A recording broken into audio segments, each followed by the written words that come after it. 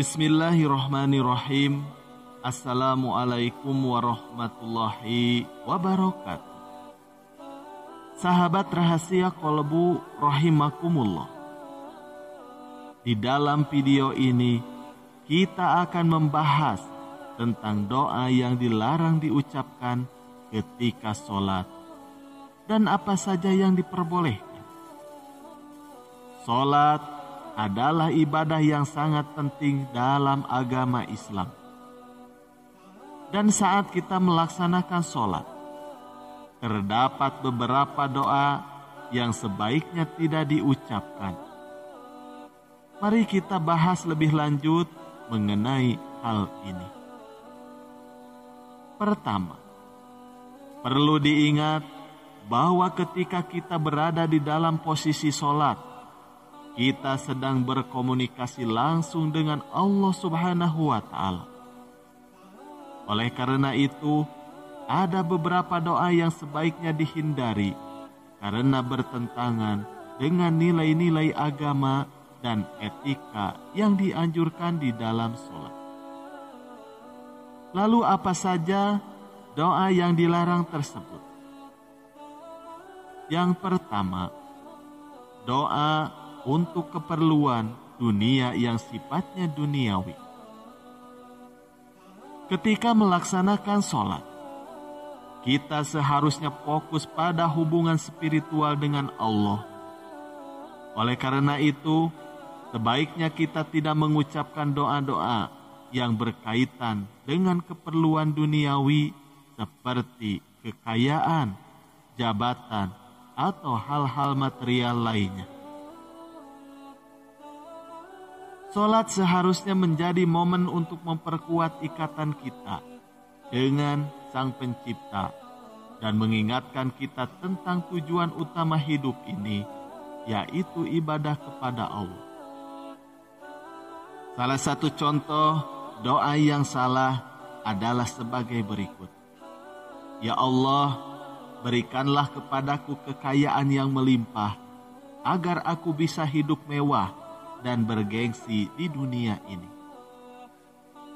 Lalu yang kedua, doa yang bersifat ria atau pamer.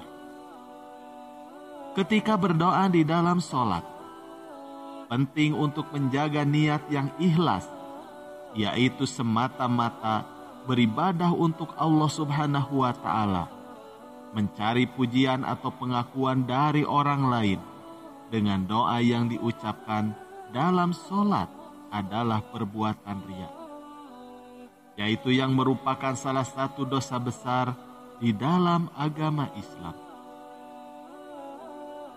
Contoh yang salah dalam berdoa yang bersifat riya adalah mengucapkan doa yang diarahkan kepada Allah, tetapi dengan tujuan untuk membuat orang lain terkesan dengan kepasihan atau kedalaman doa yang diucapkan. Lalu yang ketiga, doa untuk merendahkan orang lain. Salat adalah waktu yang suci untuk berhubungan dengan Allah, dan seharusnya tidak digunakan untuk memohon kerugian atau kecelakaan bagi orang lain.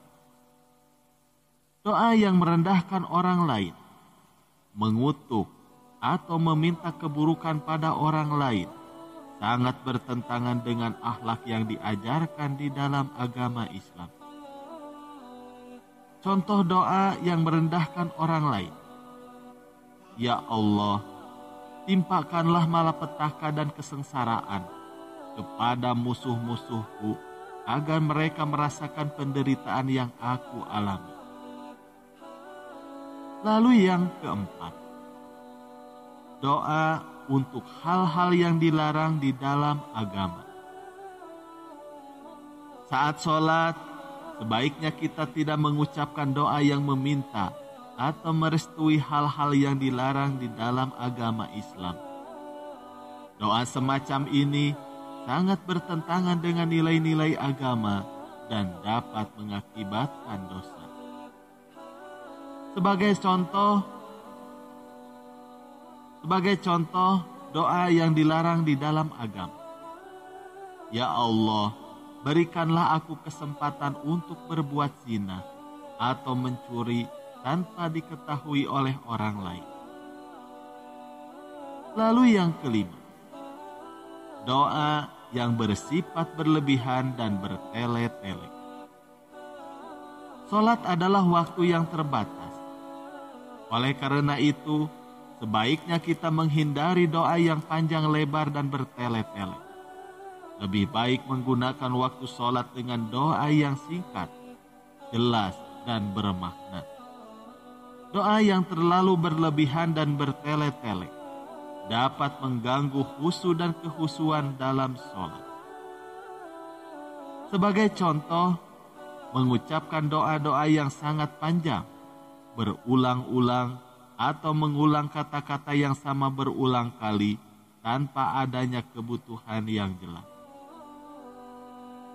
Lalu doa apa saja yang diperbolehkan dalam sholat?